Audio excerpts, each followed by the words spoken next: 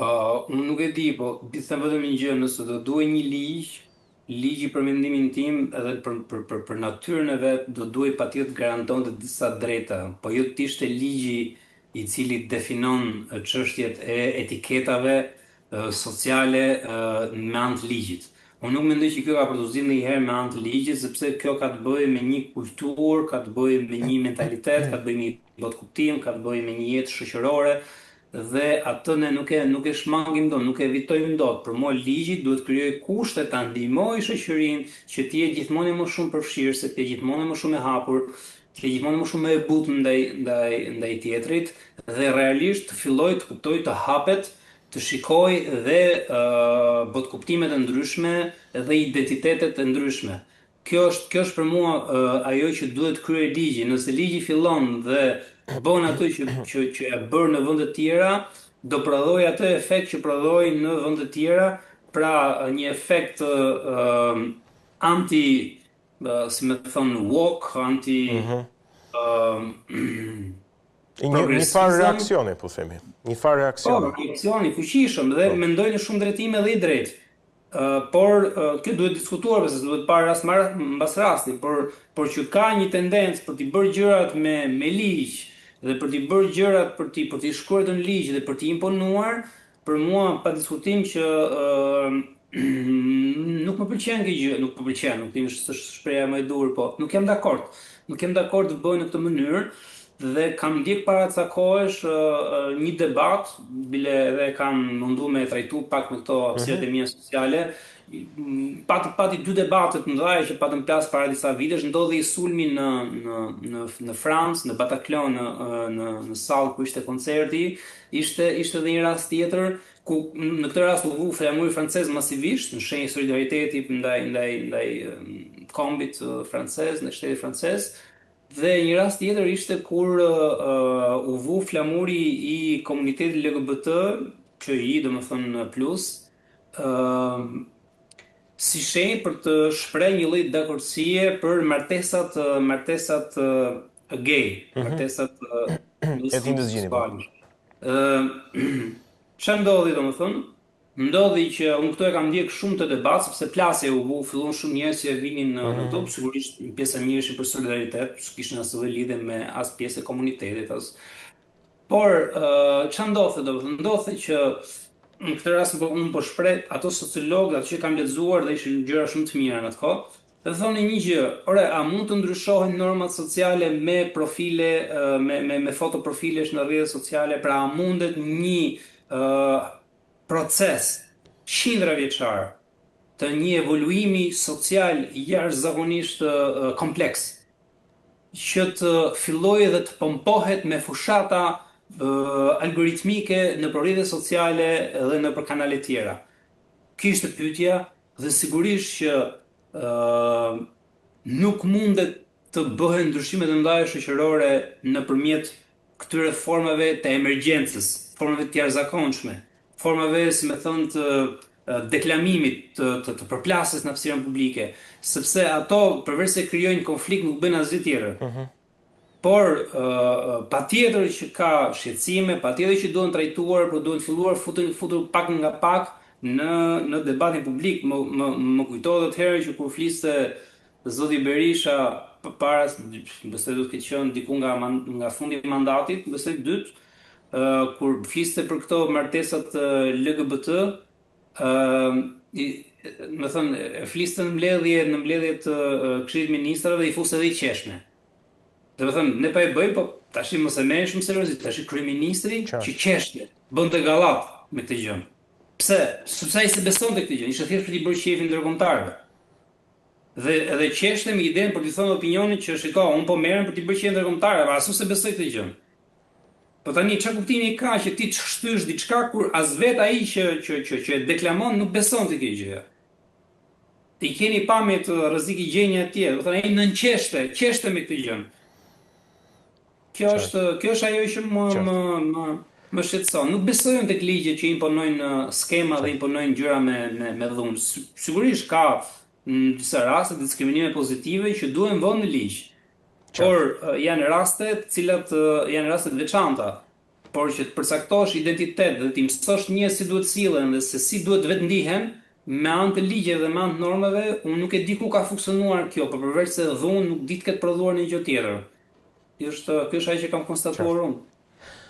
Mirë, në fakt unë thash çështja e fundit, po kam edhe një çështje tjetër e cila është me mjaft interes publik dhe kam parë që ti ke reaguar, por edhe unë vetë personalisht e kam me interes. Sa i takon inteligjencës artificiale, sa i takon ministres së inteligjencës artificiale për kontrollin e prokurimeve që u lajmërua nga Rama Diella. Ervin, mua më duket, po shpreh shqetësimin tim dhe pastaj po e shpreh në formë pyetjeje. Mua më duket sikur inteligjenca artificiale dhe teknologjia e informacionit në përgjithësi, këtu në mjedisin ton shqiptar hidhen për konsum. Po të bëja një krahasim siç bënte për shembull Magellani me ata indigjenët që u tregonte pasqyrat ose ndonjë vegël të çuditshme evropiane dhe i habiste, i bënte për vete. Pra me qëllim, ndoshta është pak e rëndë për ta thënë kjo, po për t'i mashtruar. Nuk e di, e ndan këtë përshtypje bashkë me mua? Shiko, unë jam marrë ca kohë me këtë temë, jo me do e mos për inteligjencë artificiale, për gjithmonë këtë përplasjen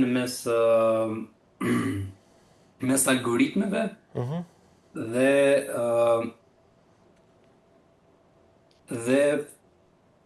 si me thënë botës humane, përgjithësi.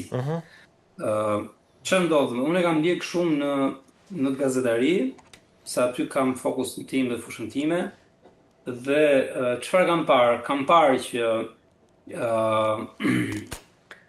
kur krijohet një farë konvergimi total të teknologjisë dhe aktivitetit njerëzor, tentohen që shumë aktivitete që dikur bëheshin ndarat, fillojnë tash të bëhen në një platformë, të gjitha. Okej.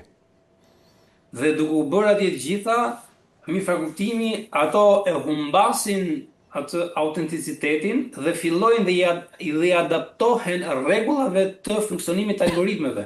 Pra, ti sot për qenë gazetar i suksesshëm, nuk duhet ti jesh një hulumtues i mirë, po duhet ti jesh një administrator i mirë i rrjetit. Çfarë bën kjo? Kjo e bën që e konverton aktivitetin hulumtues gazetaresk në një aktivitet marketingu dhe thithësh klikimesh. Dhe ndaj ka lind debati, a është Facebooku një media? Pra, a janë rrjetet sociale media? Shikoni çfarë ndodh tani me propozimin e inteligjencës artificiale. Inteligjenca artificiale shton këtë dilemë që kjo pasuri e madhe që ka arritur të krijojë njerëzimi, a mundet të marrë rolin e administratorit, pra të zëvendësojë një aktivitet? Kjo është pyetja. Dhe përgjigjja është shumë e kollajt, jo, nuk mund ta bëj. Mos merremi me detaje, jo, Diella, jo, nuk mund, a mundet një inteligjencë artificiale të marrë rolin e administratorit, rolin e burokratit lart, rolin e institucionit, ta zëvendësoj dhe të krijoj, si më thon, një prezencë, një legjitimitet në kushtet e mungesës së administratorit siç ne e kemi njohur me status social juridik institucional. Kjo është pyetja, dhe sigurisht që nuk mund të ekzistojë jo për formalitete juridike, por sepse çfarë problemi kanë në rrjetet sociale dhe pse nuk mund të jenë media, ose pse ata bëjnë media, po nuk e pranojnë që janë media, dhe pse inteligjenca artificiale nuk mund të bëjë administratorin, do ta bëjë si një lojë, po kur të vi puna për t'i kërkuar llogari të thotë s'kam punën. Siç ndodh me rrjetet sociale, siç thot Zuckerbergu, thotë, shiko, te ne kalon thot gazetaria, po ne s'kemi lidhje me median. Sepse thot ai, unë jam një facilitet teknologjik, këtë mund thotë dhe Diella.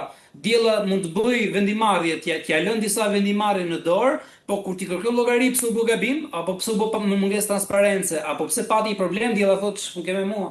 Unë jam inteligjencë artificiale. Më kam programuar, nuk është faim." Më kupton? Ku t'ja kërkon llogarinë? Dhe në Facebook çfarë problemi kemi ne? Sepse informacioni deformohet, informacioni fillon dhe bëhet në kushtet e promocionit, pra shkrit me përmbajtje tjera, dhe rrjeti social, Zuckerbergu thotë, unë s'kam punë me këtë gjë, se unë nuk prodhoj gjë. Po në fakt çfarë prodhon ai? Ai prodhon algoritmet. Algoritmet janë përgjegjësia e tij. por ai heq dorë. Pra, ai dhe ka pushtetin dhe fshihet. Prandaj këto quhen black boxe, quhen kuti të zeza. Sepse informacioni ajo që ndodh atje është e paksesueshme. Ti nuk e di se ç'a ndodh aty brenda. Dhe jeta e black boxit është me thënë një farë depozite ku ruhet në mënyrë, si të thënë, jo shumë të edituar apo të orientuar, një informacion i caktuar. Dhe është kuti e zezë, ajo nuk ka vullnet, ajo nuk heqet dhe vë, ajo thjesht akumulon. Dhe ne jemi në të njëjtën gjë, sepse duke ja transmetuar, duke ja lënë këtë përgjegjësi kutive të zeza, ne heqim përgjegjësitë nga vetja. Ku këta administrator që i përdorin ata, thotë që nuk e kanë borun, e ka bërë inteligjencë artificiale. Ndërshkrim ke inteligjencë artificiale thotë ç'pun kam unë, do thonë ç'afaj kam, ç'a përgjegjësi kam unë për këtë gjë. Ktu është për mua problemi kryesor dhe këtu krijohen ato situata që në literaturë quhen isomorphism, ku shkrihet logjika algoritmike me një proces pune që nuk ka lidhje me të. Dhe duke e futur këtë aktivitet nëpërmjet logjikës algoritmike, aktiviteti merr logjikën algoritmike, pra shkrihet, bëhet një me logjikën algoritmike. Dhe këtu humbet pastaj ajo që quhen dhe ekoja emri veprimi. Pra ne nuk e kuptojmë më tani se kush është realisht autori i kësaj dhe kush është, si më thënë, furnizuesi i kësaj. Dhe kush mban përgjegjësi? Kush mban përgjegjësi për këtë? Kush mban përgjegjësi, po. Ke me qindra portale që i kanë rrjetet sociale, të cilat bëjnë qarkullime kokashlemri që i kanë me inteligjencë artificiale, i kanë të gatshme. Të gjitha ato na kanë lënë parasysh, ne i klikojmë ato dhe i shohim kush është mbas atyre, kush mban përgjegjësi për ata. Asnjëri nuk ulet me punu për ata, janë thjesht motor automatik që prodhojnë kokalajmi. Dhe neve na dalin ato përpara. I shikoj me qindra e mira njerëz, sigurisht nuk i dalloj direkt dhe nuk i shoh dhe i kaloj, por masa njerëzve nuk i kupton. Dhe momenti që hapësira përmbytet me gjithë këto motor kërkimi, me këta automatizma, me këto inteligjencë artificiale, atëherë kush informacioni vërtet? Kush ma ndan mua? Kush ma ndan mua burokratin nëse ti gjithë procesin e vendimarrjes, procesin politik, procesin mbi gjitha intelektual, social që ka vendimarrja nga pas, ma fshen nëpërmjet një algoritmi, nëpërmjet një inteligjencë artificiale, ku ta kërkoj unë pastaj? Ku ta kërkoj llogarinë? Mos t'i hyjmë pastaj që vetë inteligjenca artificiale ka probleme me paragjykimet, ka probleme me informacionet që arrin të përpunojnë, sepse edhe ajo është një teknologji e cila furnizohet me informacion dhe dim që nuk ka mundësi në këtë dynja që një inteligjencë artificiale të ketë vërtetën absolute, nuk e ka dot. Atëherë edhe ajo është një mundësi, një alternativë e cila mund të ishte ndihmëse, po jo ne të zëvendësojmë aktivitetin themi na i bën inteligjencë artificiale. Qartë. Mirë, Ervin, unë të falenderoj shumë për bisedën edhe për gjithë ekspertizën tënde, sidomos në këtë pjesën e fundit, e cila ishte mjaft interesante për hir të së vërtetës. Falenderit. Mirësi, mirat më pas. Ishim me pedagogun dhe aktivistin Ervin Goci, folëm për aktualitetin politik në vend. Një shkëputje e shkurtër, i kthehemi më njëherë për të vijuar me rajonin dhe botën. Jemi rikthyer në këtë pjesë të dytë, do të vijmë të flasim në fakt për aktualitetin ndërkombëtar dhe atë që lidhet me zhvillimet në Kosovë ditët e fundit. Kam kënaqësinë që të kem të ftuar në studio këtu bashkë me mua zotin Floriar Arapi, ekspert i marrëdhënieve ndërkombëtare. Përshëndetje, faleminderit që jemi së bashku. Faleminderit. Po nis me disa zhvillime ndërkombëtare që patjetër lidhen me lindjen e mesme edhe me atë se çfarë po ndodh në Gaza. Organizata e Kombeve të Bashkuara publikoi një raport mjaft të ashpër, po themi, deri tani në raport me atë se çfarë po bën Izraeli, ku sipas këtij raporti Izraeli ka përmbushur 4 nga 5 kriteret për të quajtur, po themi, gjenocid ajo se çfarë po ndodh në Gaza sipas OKB-s. Ndërkaq ofensiva vazhdon, ka hyrë në një fazë edhe më të ashpër në Gaza. Po të themi që një pjesë e madhe e popullsisë së Gazas është zhvendosur, gati 40% të mos gaboj. Si e analizon këtë situatë? A është një vendim i fortë ky i OKB-s? Po kjo është ndër vendimet më të forta që mund të bëjë OKB-ja. Por megjithatë nuk vlen për asgjë, fatkeqësisht nuk vlen për asgjë, sepse ndaj Izraelit OKB-ja